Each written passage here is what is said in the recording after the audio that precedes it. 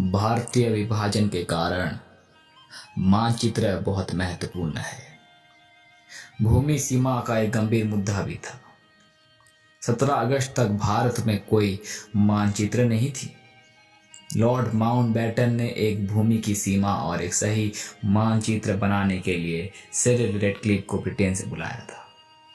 यह महज आज़ादी के 2 हफ्ते पहले ही भारत आए थे और यह उनका भारत में पहली बार भी आना था।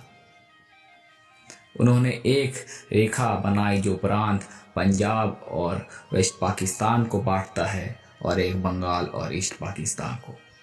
इस लाइन को रेडक्लिफ लाइन भी कहते हैं। 17 अगस्त 1947 में माउंटबेटन ने इस मैप को पब्लिश किया था।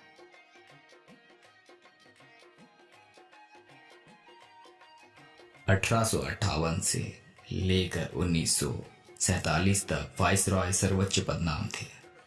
लॉर्ड माउंटबेटन भारत के अंतिम वाइसरॉय थे।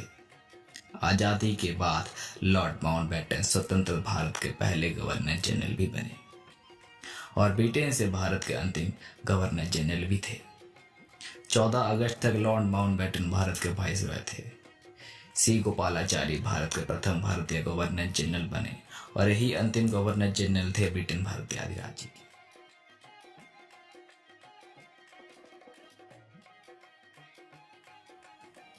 (15 अगस्त 1947) के पहले भारत ब्रिटिश के अधीन थे। 15 अगस्त को भारत आजाद हुआ, लेकिन ये एक ब्रिटिश अधिराज्य बना।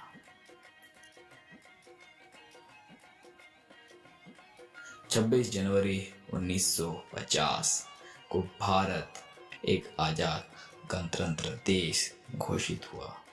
इस दिन भारत का संविधान काबू में आया। राजेंद्र प्रसाद भारत के पहले राष्ट्रपति बने और ये हुई शुरुआत एक पूर्ण स्वतंत्र देश की।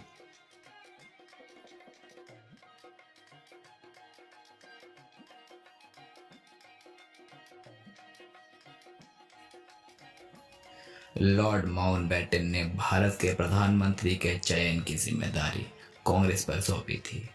कुछ कांग्रेसी नेता चाहते थे कि सरदार बने प्रधानमंत्री, लेकिन गांधी जी ने नेहरू को चुना था क्योंकि उनका मानना था कि सरदार की अभी उम्र हो चुकी है।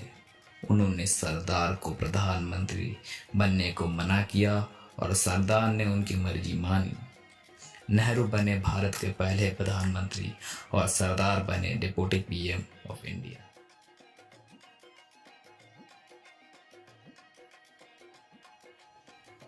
स्वतंत्रता के बाद भारत का मूल मुद्दा था राज्य विभाजन। उस दौरान भारत में कुल 584 राज्य थे जो महाराजाओं और निजामों के अधीन थे। इनमें से कुछ ने भारत में शामिल होने की हामी भरी थी, लेकिन हैदराबाद के निजाम और कश्मीर के महाराज भारत में शामिल नहीं होना चाहते थे। सरदार ने हैदराबाद को भारत में शामिल करने की जिम्मेदारी ली और नेहरू को कश्मीर को भारत में मिलाने की जिम्मेदारी दी गई। ऑपरेशन पोलो तहत हैदराबाद भारत में शामिल हुआ और नेहरू कश्मीर समझौते से कश्मीर भारत का हिस्सा बना। The midnight of August 14th, 1947 symbolized the rebirth of a nation after the slumber of centuries and a long struggle for self-determination.